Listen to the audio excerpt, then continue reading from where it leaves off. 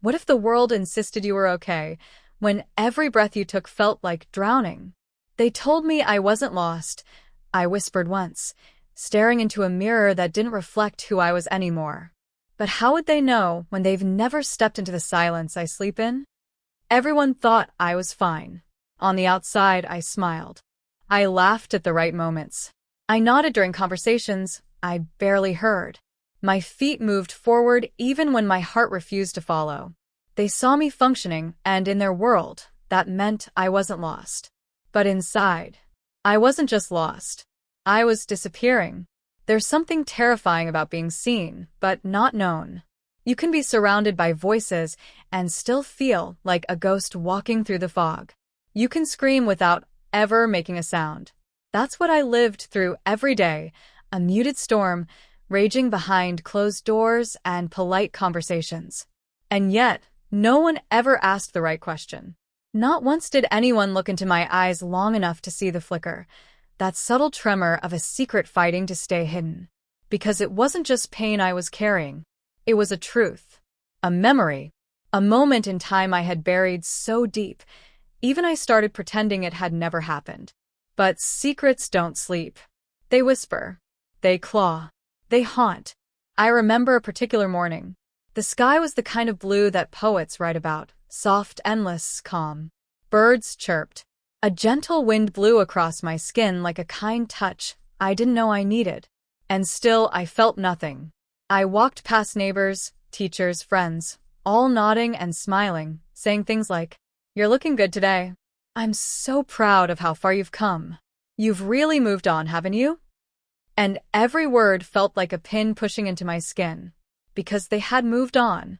They had put the pieces of the past in a box, taped it shut, and stacked it neatly on a shelf of forgotten stories. But my story never ended. It stayed inside me. Alive. Beating. Waiting. Have you ever felt that? Like there's a version of you inside, curled up in a corner, clutching a secret so tightly that even time cannot pry it from your fingers? I did. And the strange thing was, I didn't want to let it go. Not because I loved it, but because it was the only proof that what happened to me was real. If I let go of the secret, then maybe they'd win.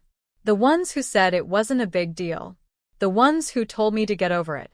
The ones who chose silence over justice. They told me I wasn't lost, but they never asked me where I'd been. They saw a path, paved with recovery, healing, forgiveness. But my feet still walked barefoot on the shards of everything I had once trusted. I had a secret. And it wasn't just mine, not really. It belonged to the shadows. To the locked drawer, in my memory, I refused to open. It belonged to the night everything changed. And no one knew. So I carried it. Not like a badge of honor, but like a chain. Some days it grew heavier. Other days I forgot it was even there until someone touched a nerve, said a word, wore a certain perfume, and suddenly I was transported back to that place. They told me I wasn't lost. But what if I was never found to begin with? What if everything they believed about me was wrong? What if the version of me they praised was just a performance? What if the real me was still stuck in that moment screaming? This is not just a story. It's a confession. A crack in the wall I've spent years building. And maybe, just maybe, it's time to finally let you see what I've never shown anyone else. Because I'm not okay. And I'm not who they think I am. But if you'll listen, I'll tell you everything. Before the secret, before the silence, before the weight of pretending, I was someone else entirely. My name is Aria. At least, that's what they call me now. But there was a time when I used to think of myself in colors, not names. I was light green in springtime, soft, fresh, hopeful. I was golden yellow on family holidays, wrapped in laughter and smells of cinnamon and roasted almonds. I was sky blue when I ran barefoot through the fields behind my grandfather's house, chasing butterflies and dreams I hadn't yet named. I was happy. Or maybe I was just too young to know what sorrow felt like. I grew up in a small town tucked between valleys, where everyone knew everyone and secrets didn't stay buried for long. Or so I thought. We had one gas station, one post office, and 2 churches. My father led Sunday service at one of them, standing tall with his honey-rich voice echoing promises of grace and redemption. My mother taught piano to nearly every child in our town, her fingers gliding across the keys like a songbird tracing wind currents. They were respected, admired, trusted, and so was I by default. People said I was the golden girl, the preacher's daughter, quiet, polite, smart, always ready with a helping hand and a gentle smile. But there's a strange thing about being seen as good. People stop questioning you. They stop asking if you're okay because they assume you always are. I had one brother, Caleb, 2 years older, wild like thunder, all freckles and fire. He was the kind of boy who climbed trees higher than anyone else dared and always came down grinning, bruises like trophies. We were close. At least, we used to be. We had our own secret code. Knocks on the wall between our rooms when we couldn't sleep, flashlights under the blanket when the power went out, and whispers about what we'd do when we got older. He wanted to leave this town. Said he'd join the military, or maybe become a mechanic in the city. I wanted to write books. Or maybe just stories about people who survived things, even if I didn't yet know what survival really meant. Life moved slow back then. Safe, predictable. Until one summer changed everything. It was the summer before I turned 16. The summer my smile became more painted than real. The summer I learned how quickly trust can be broken, and how fast a girl can disappear inside her own body. But I'll come back to that. Before that summer, I had a best friend named Jenna. We'd known each other since kindergarten. She was loud, fearless, wore mismatched socks on purpose, and always knew the gossip before it hit the school hallways. She told me once that I was the calm to her storm, and I believed her. When I cried after losing my cat, she held me like a sister. When I got my first period in gym class and bled through my shorts, she tied her jacket around my waist without saying a word. We were soul sisters, or so we promised under a blanket of stars one night, clutching melted popsicles and dreams too big for our small town. But after that summer, even Jenna didn't know how to reach me. She tried for a while. But when people don't understand your silence, they assume your walls are doors you refuse to open, instead of cages you can't escape. There was also Mrs. K, my literature teacher. She saw something in me no one else did. When I wrote poetry about shadows and dreams turning to dust, she didn't grade it for grammar. She underlined phrases in soft pencil and wrote, "Are you okay?" in the margins. I never answered her out loud, but those quiet acknowledgments, they meant everything. She once told me that writers are like archaeologists of the soul, always digging for truths that others bury. Maybe that's why I held on to my secret. Because if I let it out, I'd have to face it, name it. And once something has a name, it can't hide anymore. I used to be the girl who wore flowers in her hair, who hummed while washing dishes, who danced in her room with no music. I used to be fearless in ways I didn't even recognize until I lost that version of myself. And even now, all these years later, there's a part of me still looking for her, still hoping to find the girl I was before, the girl who trusted the world, the girl who didn't flinch at loud voices or back away when someone reached for her, the girl who didn't carry an invisible lockbox of memories she was too afraid to open. Because that's the thing about secrets. They don't just steal your peace. They rewrite your story. They shape your relationships. They cloud your future. They become the lens through which you see every person, every risk, every opportunity. And I hated that. I hated that one moment his choice had changed the trajectory of my entire life.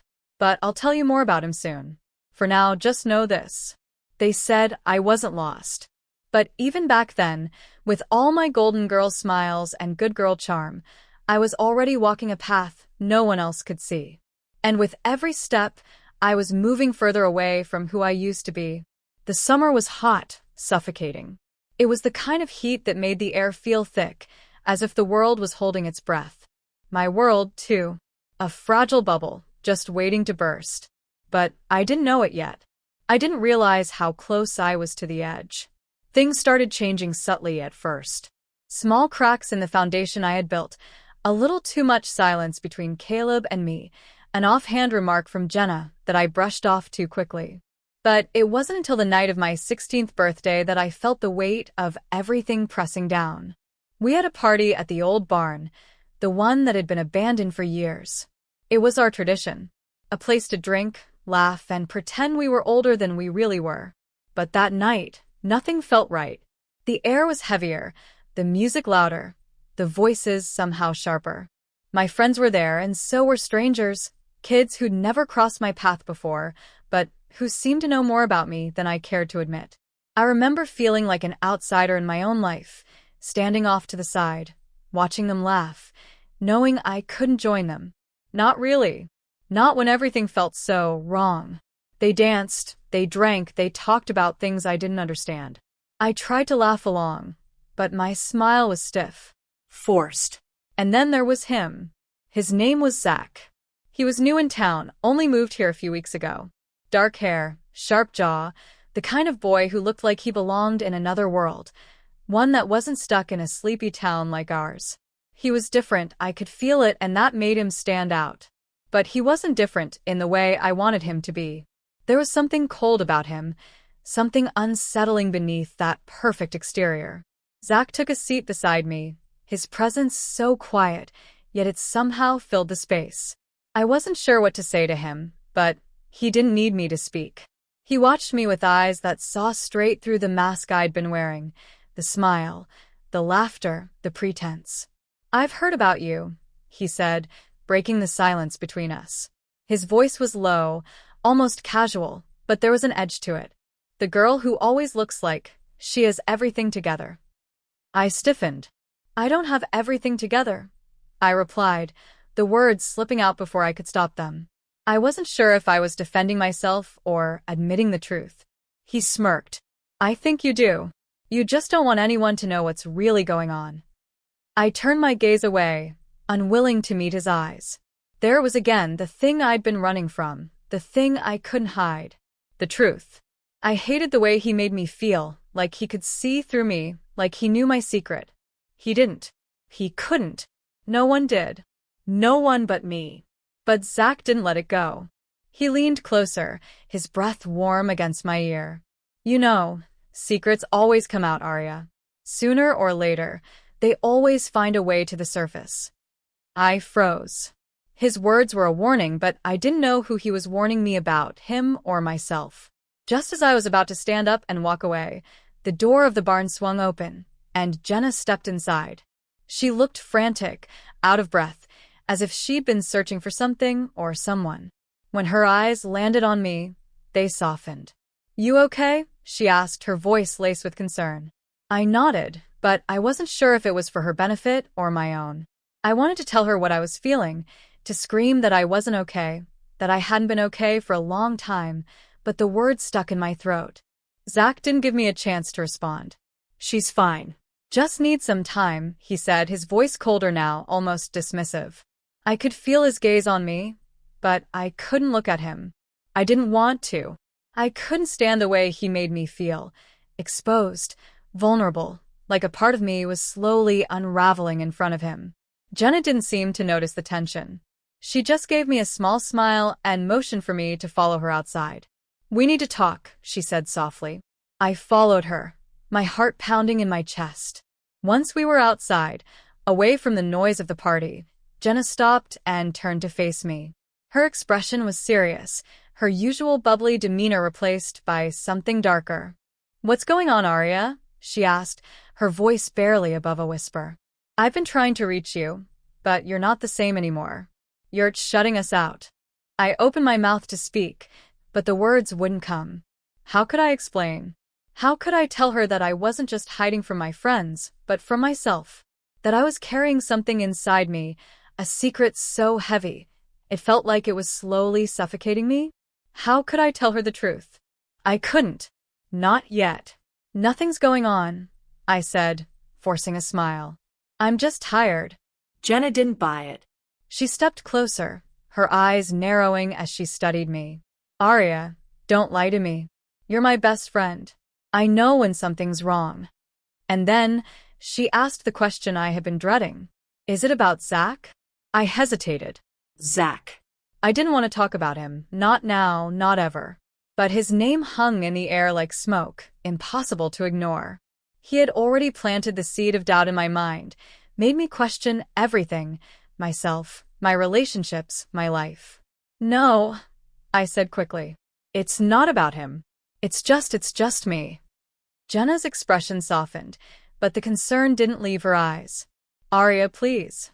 You don't have to carry everything by yourself." But I wasn't ready to open up. I wasn't ready to let anyone in, not even her. As I stood there, my mind was a storm of confusion. Zach's words echoed in my head. Secrets always come out, sooner or later. Could I keep hiding? Could I keep pretending that everything was fine? Could I outrun the truth forever? I didn't know. But one thing was certain. I was no longer the same girl who had walked into that barn. Something had shifted, something inside me that I couldn't ignore anymore. And when the night was over, when the music had stopped and the laughter had died down, I realized that I wasn't just holding a secret anymore. I was holding a ticking time bomb. And sooner or later it was going to explode. The night was thick with tension, but the silence between Jenna and me felt louder than any music ever could. I had walked away from the party, but the storm inside me had followed. Zach's words haunted me, gnawing at the edges of my thoughts like a constant whisper. Secrets always come out. It was almost dawn when I couldn't take it anymore. I'd been pacing my room, the quiet hum of the world outside doing nothing to calm the chaos inside. I needed to face it. I needed to confront the truth, my truth. Not just for me, but for everyone around me. Especially Jenna. I could feel my pulse quickening, the weight of everything pressing down on my chest. I had been living in denial for so long, pretending that my secret was something I could control, that it was something I could keep hidden in the shadows. But I knew now that wasn't true. I picked up my phone, my fingers trembling as I dialed Jenna's number. She picked up on the second ring. "Arya?" Her voice was still soft, concerned, but there was an edge to it now, something in her tone that told me she was waiting. She was ready. "Can we meet?" I asked, my voice barely a whisper. "Of course," she replied immediately. "Where?" "The park by the lake," I said, my mind already racing. It felt like the right place. Somewhere quiet, where I could finally say the words that had been choking me for weeks. "I'll be there in 20 minutes, she said, and the line went silent. I sat there for a moment, the weight of my decision sinking in. It wasn't just Jenna I was about to confess to. It was myself. I was about to acknowledge the lie I had been living. And no matter how hard I tried to prepare for it, I knew it was going to hurt. It was going to shatter everything I had thought I knew about myself. But I couldn't hide anymore. The air by the lake was cool and crisp, the first breath of morning just beginning to push away the suffocating heat of the night. The sun hadn't risen yet, but the sky was already tinged with the promise of a new day. I stood there, waiting for Jenna, my heart thudding in my chest. It felt surreal, this moment, the calm before the storm. And in some ways, it felt like I was walking to my own funeral. Because when I told Jenna the truth, I wasn't sure what would happen. Would she stay? Would she leave? Would she understand? Or would she see me as a stranger?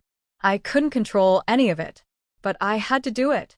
Jenna arrived a few minutes later, her presence bringing a strange sense of relief. She didn't say anything at first. She just walked up to me and pulled me into a hug. The kind of hug that felt like it could erase all the hurt, all the confusion. But it didn't. It just made it harder. She pulled away, her eyes searching mine. "Arya, what's going on?" "I'm worried about you." I swallowed hard, my throat tight. I had no words to give her at first, just this overwhelming wave of emotion that threatened to drown me. But then, in that quiet moment between us, I found my voice. "I'm not who you think I am, Jenna," I said, the words barely escaping my lips. "I've been lying to you. I've been lying to everyone, including myself." Jenna took a step back, her eyes widening, but she didn't say anything. She was waiting, I could see that. Waiting for me to continue. "I've been hiding something," I continued, my voice shaking. "Something I've been carrying with me for a long time. And it's time for me to let it go. To stop pretending." She didn't interrupt me. She just listened, her expression softening as I spoke. It's about Zach, I said, forcing myself to say his name. He's not just some new guy in town. He knows things. Things about me that no one else does. I paused, the weight of my confession pressing down on me like 1,000 pounds. But there was no turning back now. He's not just a stranger, I said, my voice barely above a whisper. He's the reason I've been running for so long. He knows the secret that I've been hiding, the thing that has been eating me up inside. Jenna's brow furrowed, her confusion evident. What secret, Arya? I closed my eyes, the shame crashing over me like a tidal wave. I've been living a double life. No one knows the real me. Not even you. Jenna's expression softened, but I could see the concern in her eyes. Arya, you're not making any sense. What are you talking about? I took a deep breath, my hands shaking as I pulled out the small envelope from my pocket. I had kept it hidden for weeks, reminder of everything I had been trying to outrun. But now, there was no more running. This is it, I said, holding out the envelope. The truth. Everything I've been keeping from you. Everything you need to know. Jenna took the envelope cautiously, her eyes scanning my face for answers. She hesitated for a moment before opening it. Inside, there were photos, blurry but unmistakable. Pictures of me and Zach, taken months ago, in places I had never been before. Places I didn't even remember going. What is this? Jenna asked, her voice trembling with disbelief. They're photos of me, I said, my voice barely audible. Zach and we've known each other for longer than I let on. He's been a part of my life for a long time. And I never told you, because I was afraid of what you'd think. Jenna stood there, frozen, the photos clutched tightly in her hand. Her mouth moved, but no words came out. It was as if everything I had said had hit her all at once, like a punch to the gut. I had broken the most sacred bond between us, the trust we had built over years of friendship. I had betrayed her, and I could see it in her eyes. I could see the hurt, the confusion, the disbelief. She didn't understand. Not yet. You've been lying to me all this time? She asked, her voice shaking. I didn't mean to, I whispered, my throat tight with emotion. I didn't know how to tell you. I didn't know how to tell anyone. For a long moment, Jenna didn't say anything. She just stood there, staring at the photos, her mind racing with everything I had just confessed. But then, slowly, she put the envelope down and looked at me. I don't know if I can ever forgive you, Arya, she said, her voice so quiet that it almost broke me. But I can't stand here and pretend like nothing happened. I need time to think. I need to process all of this. I nodded, the weight of her words sinking in. I had lost something, maybe forever. But I knew that this was the beginning of something I couldn't avoid anymore. The truth had finally come to light, and I had to face it, no matter how painful it was. The days that followed were a blur. Jenna didn't talk to me for days. Zach, too, kept his distance. I spent those days in isolation, wrestling with the consequences of my actions, trying to rebuild what I had broken. And then, one afternoon, as the sun began to set, I received a message from Jenna. We need to talk. My heart skipped a beat. As I stood there, staring at Jenna's message, I realized something profound.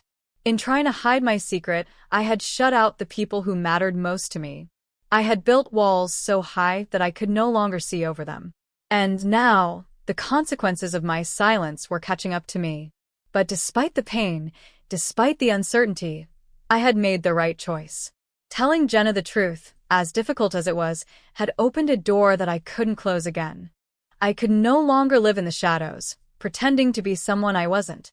The truth had set me free, in a way I never expected. I stood up from where I had been sitting, the weight of everything that had happened still pressing down on me. But there was also a sense of clarity. Yes, the road ahead was uncertain.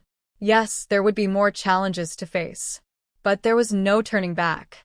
And, for the first time in a long time, I was ready to face whatever came next, even if it meant facing the consequences of my past actions. I looked out over the lake one last time, the setting sun casting a warm glow over everything. It felt like a new beginning. And with that thought, I finally sent my reply to Jenna. I'm ready. Let's talk. As I hit send, a sense of peace washed over me. The hardest part was over. The truth had come out. The rest, well, that was up to both of us to figure out. What will you choose when faced with the truth? Will you hide behind your secrets, or will you stand in the light, knowing that being real is the only way to truly heal? Sometimes it takes losing everything to realize what really matters. But in the end, the choice is always yours.